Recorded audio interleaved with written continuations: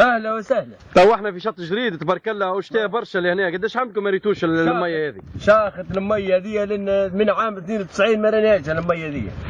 شط جريد هو رجع بحر بالرسمي تو. ما شفت ولا بحر من هنا حتى الاخر شط من نفطه حتى القبلي هو هيك عامل القلتلة الماء بحر تو، غير جاء بحر نتاعنا في الشتاء الله غالب. اي تو المطره هذه باهيه لكم انتم كفلاحين. باهيه للفلاح والمش فلاح، حتى المش فلاح، حتى البدن، حتى الناس، حتى الامراض والغبره والكل تطير قدره الله السميع العليم.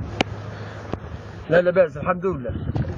وشط جريد هذا تو كي يجوا السياح ويشوفوه هكا فرحانين الناس؟ مش فرحانين، انا فرحان قدام السياح.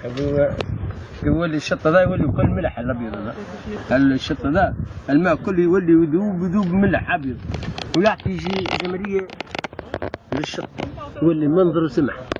راهو كان نهرات احمر، الشط ذا كان احمر ما فيه حتى منظر. قداش عندك ما ريتوش كيما هكا فيه الماء؟ من عام 92.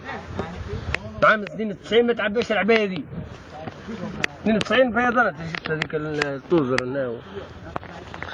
انا نشوفوك شيخ وتعمل في كعبة تمر ام الشيخ برك الحمد لله يا ربي يهنينا برك، الواحد تتهنى البلاد وتتهنى كل شيء، الخدمه تجي والسياحه تجي وكل شيء يجي مع الهناء مع الامن.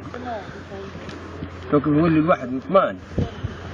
انا كيف قريب الجزائر داخله بعضها ما نمشيش للجزائر، انا جارتي اللي هنا ما نلومش على السائح. تو كيف يقولوا لي يشوف تو في الوسائل الفيسبوك هذه يحل يلقاها هاي اعتصامات، هاي قاعده، هاي ضربوها مقتلوا ما يجيش. كيف ترضيض البلاد والحمد لله تو لاباس والله. وانتم لهنا تو في شط جريد عموما الاجواء لاباس؟ الحمد لله لا لاباس الحمد لله، مهنتنين تو لاباس.